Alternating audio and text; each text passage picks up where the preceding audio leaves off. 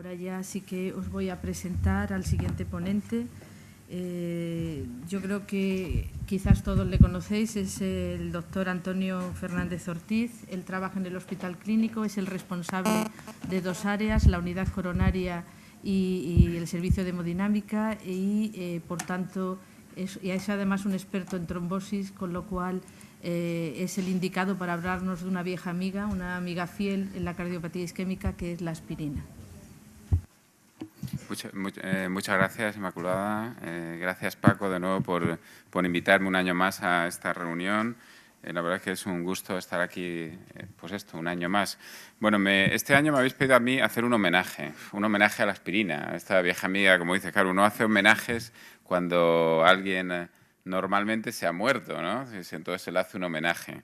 Entonces, yo lo que claro que voy a hacer un homenaje a la aspirina, pero voy a intentaros demostrar que la aspirina ni mucho menos está muerta, sino que tiene todavía muchos aspectos controvertidos, hasta recientemente, digamos, discutidos, y algunos que todavía no están resueltos.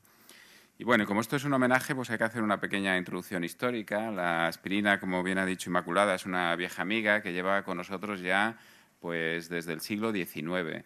De hecho, este caballero, que es un químico alemán que trabajaba en la empresa química y farmacéutica de Bayer de entonces, dicen que su padre tenía una enfermedad muy dolorosa, que era una artritis reumática, y que le insistía cada día a su hijo que dedicara parte de su trabajo a descubrir algún fármaco que le quitara los dolores. Y en esa nota que veis ahí, que es del 10 de agosto de 1897, pues escribió precisamente que había conseguido aislar el ácido acetilsalicílico y que era un fármaco que iba a conseguir quitarle esas molestias a su padre. Hay más cotilleos en relación con esto, pues que incluso se dice que no fue este caballero, sino que fue un compañero de él el que descubrió los efectos de la aspirina y que no salió, digamos, él reconocido porque era de origen judío, y en aquella época en Alemania pues ya había cierto sentimiento xenofóbico. O sea que en el siglo siguiente sí que hubo alguna reivindicación, como os digo, por otro compañero de este señor. Bien, la aspirina, como os he dicho, apareció a finales del siglo XIX, pues como lo he dicho, como un fármaco antiinflamatorio y analgésico, fundamentalmente. De hecho, en aquel momento, durante la primera mitad del siglo XX, se vendía pues como un fármaco milagroso para quitar los dolores y el tratamiento de la fiebre y las enfermedades inflamatorias. Y se decía que tenía un efecto secundario que a veces era grave, que era el que podía producir hemorragias. Entonces se contaba lo de las hemorragias como un efecto secundario, porque de hecho el efecto de la aspirina sobre las plaquetas no se conoció hasta el año 1954, es decir, como 60 años después. Y se presumía entonces, además, de que era un fármaco muy seguro porque no afectaba al corazón, no daba problemas de corazón. Nadie sospechaba en aquel momento que incluso no solo no diera problemas de corazón, sino que iba a ser beneficioso para el corazón. Bien, como he dicho, en el año 54 se descubrió que la aspirina tenía otro efecto, que es lo que la va a hacer o la ha convertido en el fármaco más consumido actualmente en el mundo, que es su efecto sobre las plaquetas. Y en concreto, el efecto que sobre las plaquetas tiene, inhibiendo de forma irreversible el efecto de una enzima catalizadora, que es la ciclooxigenasa, que está en la mayor parte de las células del organismo, realmente se descubrió todavía más tarde, en el año 71. O sea que hasta el año 1971 no se supo que la aspirina era un inhibidor irreversible de la ciclooxigenasa 1. También actúa sobre la ciclooxigenasa 2. La ciclooxigenasa 2, una isoforma de este mismo enzima, está fundamentalmente localizada en los leucocitos. Y es por ese efecto que tiene sobre la ciclooxigenasa 2 cuando se utiliza dosis más altas, por lo que, digamos, la aspirina inició su andadura como fármaco fundamentalmente antiinflamatorio. Bien, la ciclooxigenasa 1 es muy bonito ver estas gráficas, yo no las entiendo muy bien, pero se hace uno una idea de lo que es o cómo puede actuar, o uno se lo imagina en la cabeza y es mucho más fácil entonces entender esto, cómo podría funcionar. Esto es una molécula de ciclooxigenasa que lo que tiene es como un canal central yo no sé, os podéis imaginar, por donde entra el ácido araquidónico para convertirse en prostaciclinas y en tromboxano. Entonces, lo que sucede cuando entra por aquí es que sufre unas reacciones químicas de oxidación y reducción, de tal manera que por donde entra el ácido araquidónico sale una molécula de prostaglandinas. Lo que hace la aspirina es acetilar un aminoácido que está a la entrada de este canal e impide que el ácido araquidónico sea convertido en una prostaciclina o en tromboxano dentro de las plaquetas. Ese es el efecto que tiene la aspirina. Y como bien he dicho, lo hace de manera irreversible, es decir, que el efecto va a durar todo el tiempo, toda la vida que las plaquetas estén en sangre.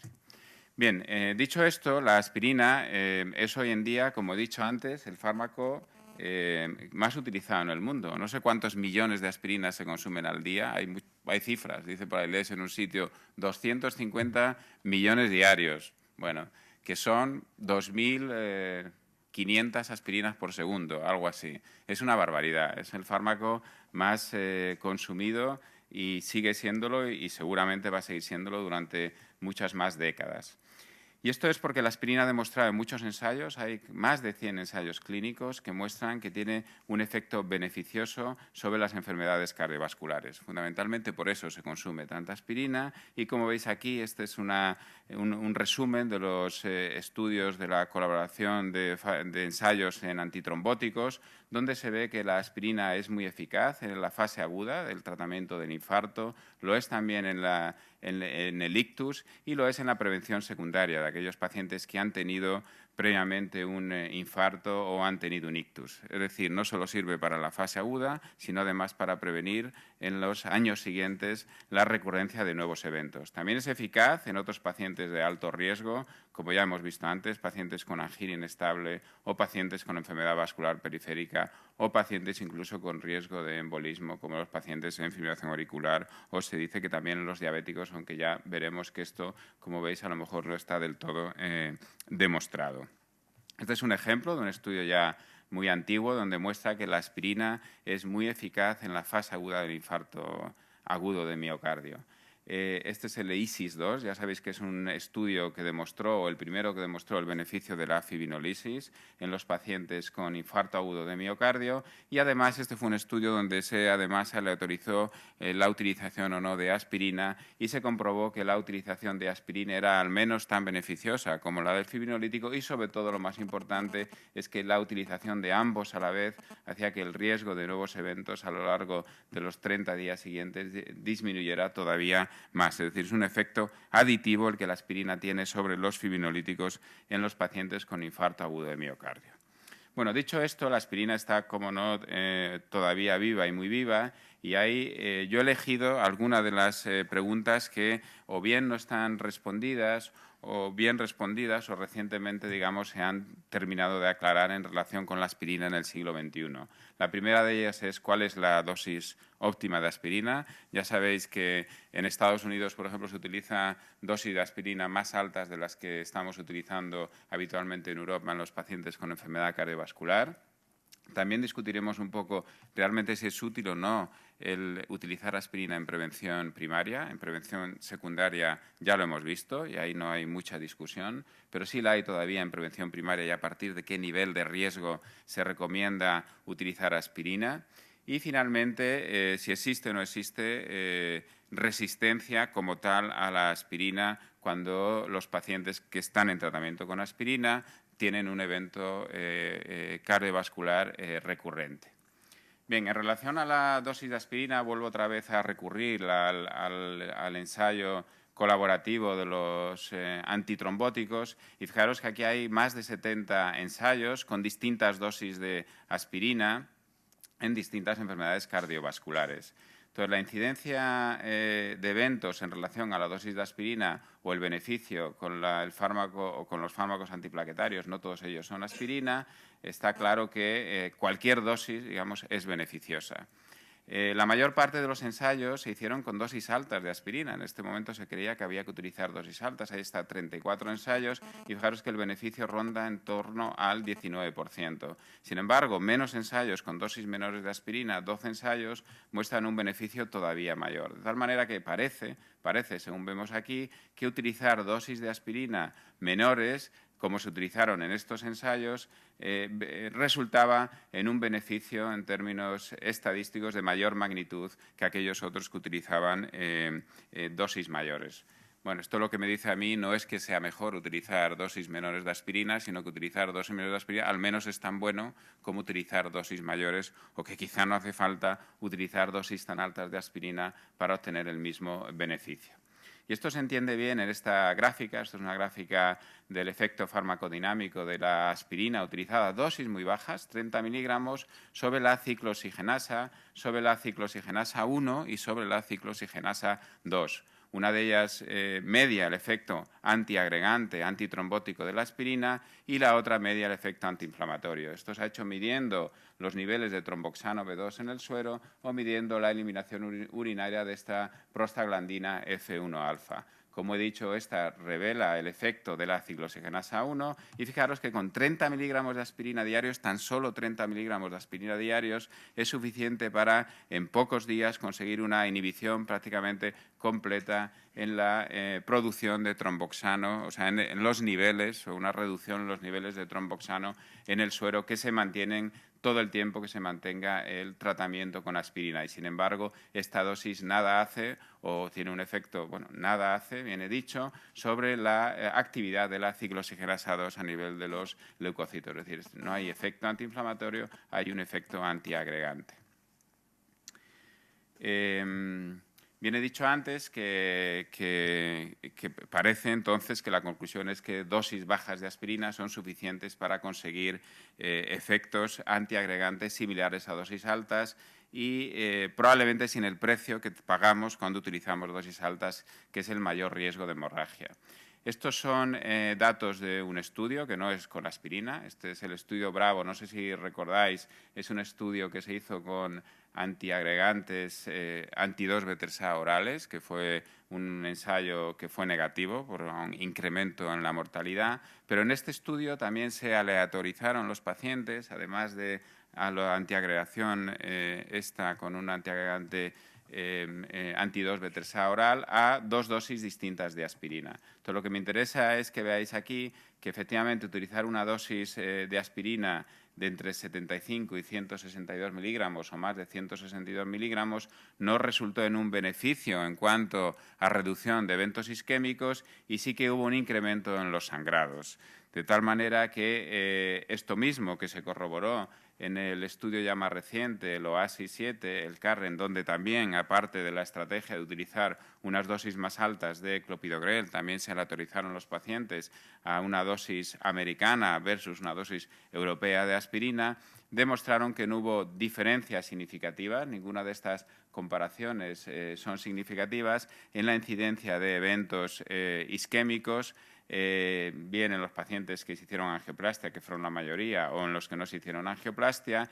Tampoco hubo diferencias en cuanto a la incidencia de sangrados mayores globalmente en el estudio, pero sí que hubo un aumento, aunque no llegó a ser significativo, en la incidencia de hemorragias gastrointestinales.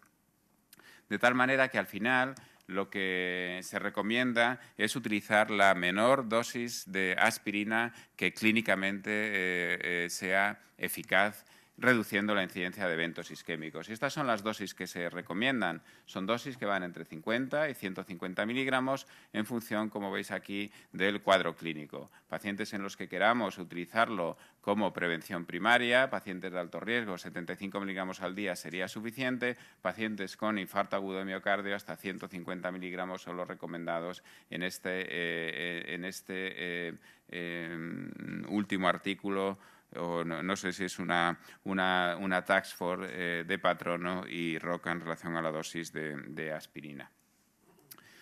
Y aquí veis de nuevo la relación entre el riesgo de hemorragias y el número de eventos evitados isquémicos al año en los distintos cuadros clínicos. Fijaros que los pacientes que tienen un síndrome coronario agudo, en este caso una angina inestable, utilizar aspirina evita hasta 50 eventos al año y el riesgo que pagamos es de 1 o 2 hemorragias, sobre todo gastrointestinales, a lo largo del año. A medida que vamos bajando en el riesgo, fijaros que el número de eventos que evitamos, por ejemplo, en los pacientes que tan solo tengan un factor de riesgo como la hipertensión y no tengan antecedentes de cardiopatía isquémica, el número de eventos isquémicos que vamos a evitar en estos pacientes por tratarlos con aspirina es similar al número de hemorragias, de tal manera que en este caso y a partir de aquí pues no sería eficiente la utilización de aspirina como prevención primaria.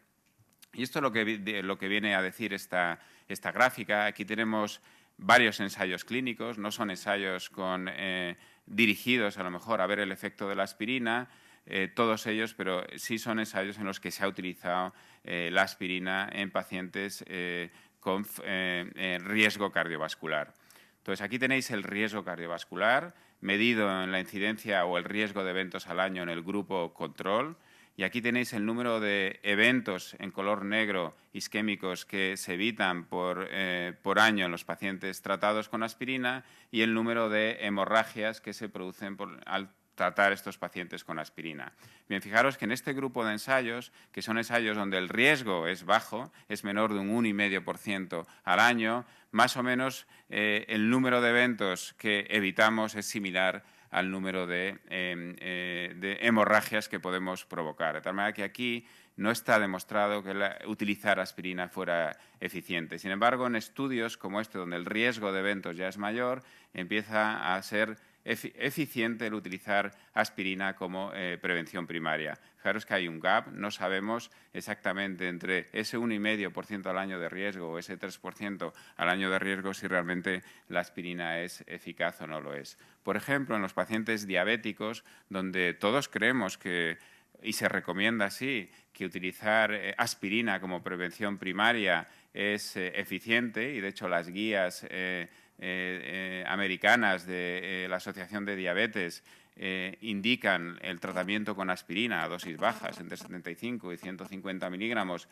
en los diabéticos tipo 1 o en los pacientes mayores con diabetes tipo 2 o con algún factor de riesgo asociado. Cuando se ha hecho algún estudio para ver si esto realmente es así, pues no se ha conseguido demostrar y fijaros que este es un estudio hecho en Japón con 2.500 diabéticos, con un largo periodo de seguimiento, casi 5 años, donde al final no hubo diferencias significativas en cuanto a la incidencia de eventos en los pacientes tratados o no tratados con aspirina. Es decir, para mí todavía este es un debate abierto con la aspirina en el siglo XXI.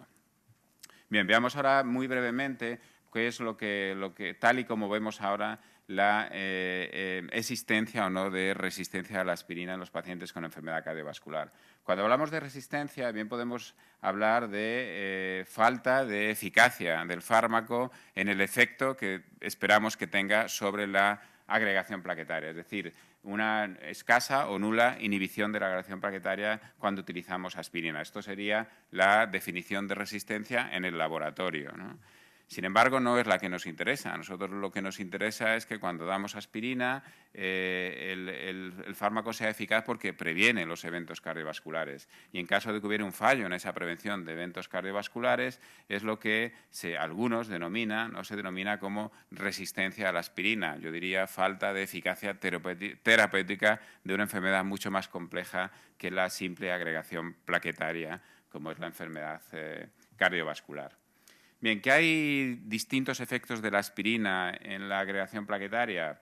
Pues no es nada nuevo y sobre todo no lo es porque la manera en que se medía antiguamente el efecto de la aspirina con métodos como el tiempo de hemorragia, pues son muy burdos para medir el efecto de la aspirina y hay una gran variabilidad. Y hay artículos como este donde se dice que hasta la mitad de los pacientes tienen una escasa efecto porque no se prolonga ese tiempo de hemorragia cuando se utiliza aspirina y la otra mitad pues tendrían, digamos, un tiempo de hemorragia prolongado.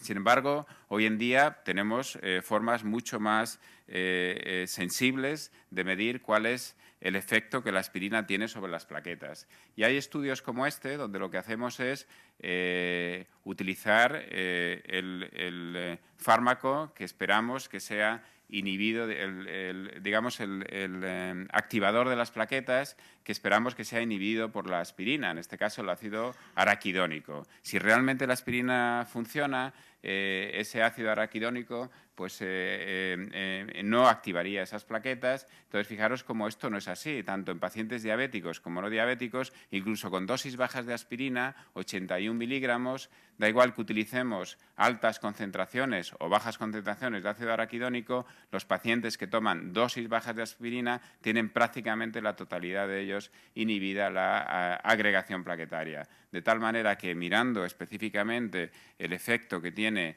la aspirina sobre la vía, sobre la inhibición de la ciclooxigenasa, uno diría que el número de pacientes que realmente son resistentes a la aspirina es prácticamente anecdótico y, sobre todo, no va a depender de la dosis de aspirina, 80 miligramos es suficiente, ni de la condición de los pacientes en este estudio, particularmente el ser diabético o no ser diabético.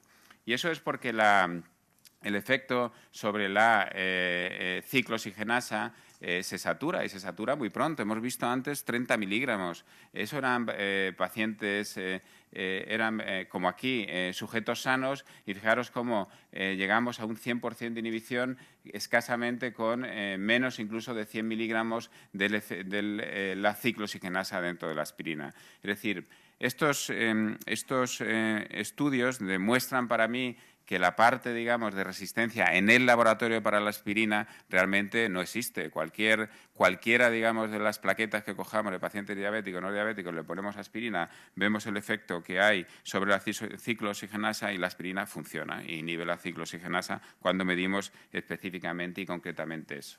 Sin embargo, hay otros estudios, claro, que nos confunden porque nos miden otros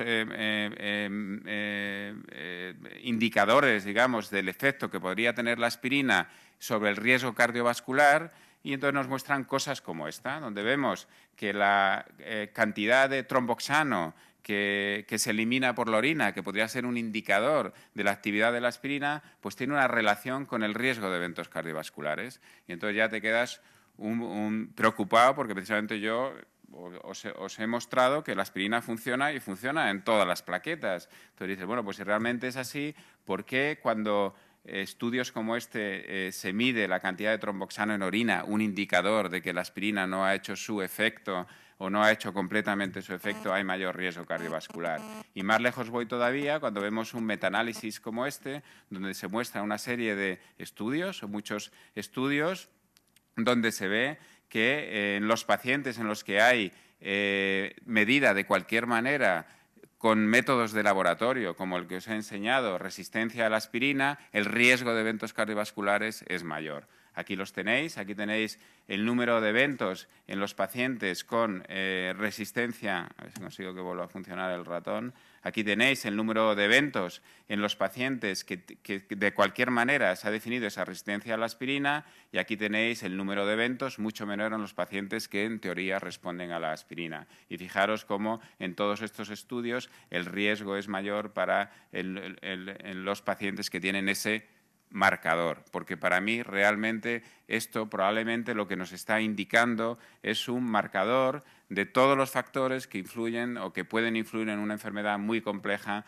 como es la enfermedad aterotrombótica o la enfermedad cardiovascular, y sobre todo cuando intentamos interpretar cuál es el efecto que un fármaco administrado para intentar evitar la incidencia de eventos, todos los factores que influyen. Fijaros que cuando medimos el efecto clínico de la aspirina o cualquier otro fármaco en la reducción de eventos cardiovasculares, desde luego no solo va a intervenir el efecto que pudiera tener en la ciclooxigenasa, sino que hay muchos otros factores que influyen, desde el cumplimiento del tratamiento, que no está obviamente registrado ni mucho menos en ese metaanálisis que os he enseñado, hasta problemas de absorción intestinal, hasta problemas de interacción con otras drogas, hasta problemas del propio paciente como actividad inflamatoria, presencia o no de diabetes, incluso variantes genéticas de las que no vamos a hablar, de tal manera que finalmente para mí no queda todavía claro que exista o no exista esa resistencia desde el punto de vista clínico a la aspirina. Bien, pues con esto a mí me gustaría ya concluir sobre la aspirina en el siglo XXI. Yo creo que continúa siendo el tratamiento gold estándar antitrombótico en la enfermedad cardiovascular. Ya habéis visto en los casos clínicos que nadie ha preguntado si al paciente había que darle o no aspirina. Digamos, de entrada la aspirina venía en todas las opciones. Se recomienda, como he dicho, utilizar las dosis más pequeñas que se hayan demostrado eficaces y no tenemos hoy por hoy evidencia suficiente para aceptar que exista una verdadera resistencia a la aspirina, sino como mucho la falta de eficacia podría ser un marcador de mayor riesgo cardiovascular y, en cualquier caso, el beneficio global de la aspirina, y esto es lo más importante, supera con creces los recortes, y ahora que estamos hablando de recortes es una palabra que encaja muy bien de la supuesta existencia de una resistencia a la aspirina. Y con eso termino. Muchas gracias. Bueno, muchas gracias, Antonio. Lo has hecho muy rápido, muy bien, y eso que te habíamos robado tiempo. Y lo que sí parece oportuno es dedicar por lo menos 5 minutos a que la audiencia haga preguntas, cuando queráis. ¿No existe ninguna pregunta? Sí, si quieren, mientras, yo creo que el tema de prevención secundaria todo el mundo lo tiene claro. Sí. Pero la prevención primaria, el problema es las dosis, el problema es qué tipo de pacientes tenemos. Pensábamos que tenemos un fármaco que no sangraba, e incluso cuando se ha hablado antes de lo de la fibrilación auricular, bueno, pero luego ves que tiene como un buen fármaco o como fármaco antitrombótico, lo del buen, a lo mejor en prevención primaria lo voy a quitar, pues tiene una cara B del disco que es el riesgo de hemorragias. Entonces, en prevención primaria, ¿qué podrías sugerirnos? ¿Sí? ¿No? ¿Diabéticos no? Porque te lo has saltado de las conclusiones. Ya. Bueno, pues claro, realmente, bueno, pero he dicho que estaba sin responder esa pregunta, ¿no? Entonces, yo creo, fíjate, que en prevención primaria se ha sido muy atrevido, ¿no? Digamos, en el sentido de indicarlo, y las guías lo indican sin que existiera realmente evidencia. De hecho, cuando se han ido a hacer y programar estudios en prevención primaria, que por otro lado son complejos de hacer, porque la incidencia de eventos puede ser muy baja y son grandes ensayos, y la aspirina es un fármaco que además no tiene, digamos, patrocinio porque no lo necesita, entre otras cosas. Ahora mismo, pues son estudios muy difíciles de hacer. Entonces, yo creo que esos estudios o esa respuesta va a ser difícil de contestar con ensayos clínicos. Entonces, como tú muy bien has dicho, la aspirina no es inocua, tiene riesgo de hemorragias. Entonces, yo creo que hoy por hoy, en prevención primaria, a no ser, tal y como indican las guías, en aquellos pacientes que tengan varios factores de riesgo, yo no lo recomendaría. Y en diabéticos, por ejemplo, que es donde, viendo los resultados de los últimos estudios, a mí no me queda claro que esté indicada la aspirina en prevención primaria en ellos. ¿Pero por problema de dosis? ¿Habría que utilizar dosis más alta? ¿O es que no, yo creo que no. Yo creo que los estudios que se han utilizado han sido con dosis ya bajas. Este último que se ha enseñado, el japonés, no recuerdo exactamente, pero creo que eran dosis de entre 75 y 150 miligramos, y no creo que dosis menores vayan a cambiar el resultado. Pero es una opinión. Sí, Álvaro. Sí, ¿puedo? Sí, bueno, ya hemos visto efectivamente que no hay subgrupos que tengan peor metabolismo o menos eficacia a la aspirina en términos de estudios de agregación, pero podrías matizar un poco más. Parece que, por ejemplo, hay diferencias de sexo o de género, como dices tú, ¿no? Quiere decir que las mujeres metabolizan mejor o peor o tienen más reactividad plaquetar. También se ha hablado de pacientes de más peso y menos peso, habría que darles más dosis. ¿Podrías matizar un poco más si hay subgrupos que metabolicen mejor o peor o que necesiten más dosis? O... Hombre, yo creo que quizá lo haya, pero date cuenta que 30 miligramos de aspirina diario son suficientes, digamos, para tener un efecto antiagante a nivel plaquetario, como de lo que estamos hablando. Entonces, y estamos utilizando dosis habitualmente que son del orden de 3 a 5 veces los 30 miligramos. Entonces, cualquier diferencia que pudiera haber entre hombres, mujeres, mayor o menor peso, utilizando las dosis que se recomiendan, desaparece. O sea que realmente yo creo que no hay, utilizando estas dosis de las que estamos hablando, 100 miligramos diarios, que es lo que utilizamos aquí, no vamos a encontrar diferencias entre distintos subgrupos, como planteas. Magda. Sí, Antonio, una pregunta que quizá no has tocado aquí es también en este aspecto de las diferencias entre sexos en la prevención primaria, que parece ser que el efecto en mujeres es diferente en hombres, reduciendo en mayor cantidad la cantidad de eventos cerebrovasculares que de infarto de miocardio. ¿Esto te parece a ti que tiene algo que ver con la aspirina o tiene más que ver con la fisiopatología de la enfermedad vascular entre hombres y mujeres, entre estas diferencias? Pues no sé contestar esa pregunta. Podría decir, hombre, lo que yo opino me puede. Yo no creo que tenga un efecto que tenga que ver con la aspirina, y seguramente es lo segundo que tú has comentado, ¿no?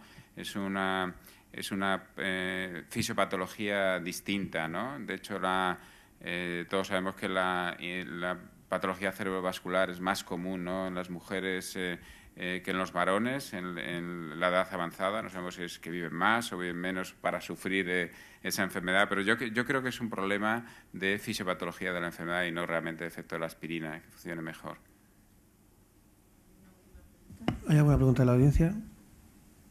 Es que, aprovechando que estás aquí, sé que te vas a tener que ir un poco antes. Danos tu opinión con lo de la posible interacción con otros fármacos antiagregantes sobre la dosis de aspirina. ¿Crees que tiene sentido el que pueda influir en el resultado de otros fármacos? Claro, cuando hablamos de dosis de aspirina, supongo que estamos hablando de la dosis europea, no hablamos de dosis menores, ¿no?, de 100 miligramos versus la dosis americana. Yo creo que utilizándola además en combinación con otros fármacos antiagregantes, más que nunca hay que reducir la dosis de aspirina. Eso lo digo por los resultados, por ejemplo, en Estados Unidos del Plato, o yo creo que ahí, y sobre todo por eso, y sobre todo por el riesgo de hemorragias, debemos de alguna manera atender, digamos, a las evidencias últimas que han salido y a todo lo que yo he explicado aquí para utilizar la dosis menor que se haya demostrado eficaz de aspirina, y sobre todo cuando se combina con otros fármacos, ¿no? Muchísimas gracias, Antonio.